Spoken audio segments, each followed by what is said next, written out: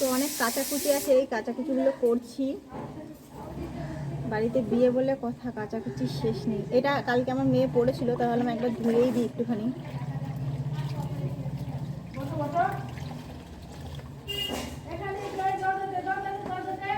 ওইদিকে প্যান্ডেল হচ্ছে, আমাদের বিয়ের প্যান্ডেল, আর ওই এরিয়াগুলো হচ্ছে দেখানো হচ্ছে।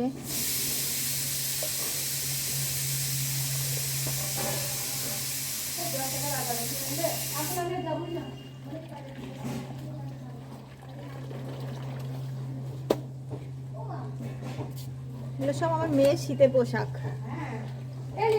বল। বলছি বিয়ের দিনটা আমাদের খাট চৌকিটা যদি ওখানে ঢুকানো যায় উপরে। কোন চৌকি? নতুন চৌকিটা উপরে রাজমিনারের বাড়ি, রাজমিনারের চৌকি আছে। হ্যাঁ, বর বসানোর জন্য। কেন স্টেজ হবে না? স্টেজ বলছি একদম 6 ইঞ্চির বেশি হবে না, বলছি এটা ফলসের উপরে তো 6 ইঞ্চির বেশি করা যাবে না। তাহলে আসবি না বাড়িতে, দেখ কোনো ইয়ে আছে কিনা, খাট আছে কিনা। ওদের তো একটা এক্সট্রা ছিল। তুমি এখানে কেন এসছো? লেবু কোথায়? বলছি মাটিতে হলে উঁচু হতো, কারণ মাটিতে তো বাঁশ টাস পুঁততে পারবে, আর এর উপরে তো বাঁশ পুঁততে পারবে না উপরে রেখে রেখে। বলছি 6 ইঞ্চির বেশি কিন্তু রিস্ক হয়ে যায়। তাহলে আসবিনার সাথে ফোন করে ফেলো না আইরিন। আসবিনার সাথে কথা বলে দেখ। এই বাবা, আমার এদিকটা দই দেয়।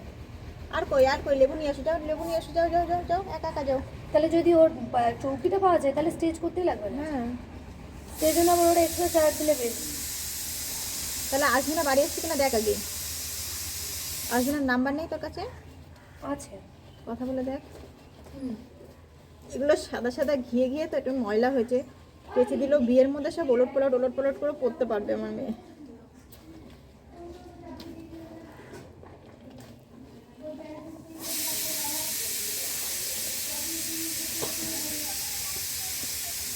ফোন আসছে আবার এর মধ্যে।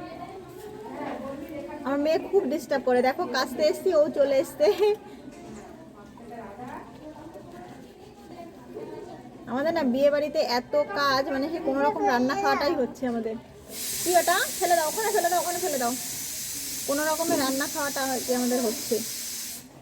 আর আইবুড়ো ভাতের নিমন্ত্রণ থাকছে। তো চলো জামা কাপড়গুলো কেচে নিই, পরে আবার কথা বলবো।